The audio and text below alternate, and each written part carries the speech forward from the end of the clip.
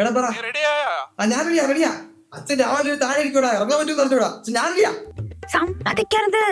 എല്ലാം നമ്മൾ നോക്കിയും കണ്ടും ചെയ്യണം. എല്ലാത്തിന്റെ ഒരു ചരട് അത് നമ്മുടെ കയ്യിൽ തന്നെ വേണം. ഓരോരുത്തന്മാര് വന്നോളും രാവിലെ ചെറുക്കനെ വിളിച്ചോണ്ട് പോവാൻ. നമ്മളും ഇതൊക്കെ കഴിഞ്ഞിട്ടല്ലേ വന്നേ. മാമ എല്ലാരും അങ്ങനല്ലേ കേട്ടോ. ഞാനിപ്പോ വിളിക്കാം. രാഘവ എല്ലാം കഴിഞ്ഞോ എന്തോ? നീ എന്താടാ ഇവിടെ? അമ്മ ഒരു കല്യാണം ഉണ്ട്. ഏത്? മമ്മയുടെ കല്യാണ കത്തൊക്കെ ഉണ്ട്. കല്യാണ പെണ്ണ്, കല്യാണ ചെക്കൻ, ശുഭമുഹൂർത്തം. അത് മാത്രമല്ല, എല്ലാരും പോകുമ്പോ നമ്മുടെ കുടുംബത്തിൽ നിന്ന് ആരെങ്കിലും പോയില്ലെങ്കിൽ അതിന്റെ മാനക്കേട് ആർക്കാ? അമ്മ കാണേ. അത്ര കൂടല്ലോ കല്യാണം. നീ എവിടെ നിന്നെ? ഓ തൂക്കി. ഞാൻ പോണം. കൊട്ടാരം വീട്ടിലെ നമ്പീശന്റെ കാര്യന്ന് പ്രത്യേകം പറയണം. ഓക്കെ അച്ഛാ. 1 2 3 3 റിയാലാ. ടിക്കറ്റിനുള്ളതായി. എന്റെ പൊന്നളിയാ തൂക്കിന്നാ ഞാൻ വിചാരിച്ചേ. ഞാൻ എല്ലായിടത്തും കാണാറുണ്ട്. അല്ലടാ, നീ ഇങ്ങനെ പുറത്തിറങ്ങി? അതൊക്കെ ഉണ്ട്. നീ ഇപ്പൊ വണ്ടി കയറി. ഒന്ന് വേഗം വണ്ടി എടുക്കൂ.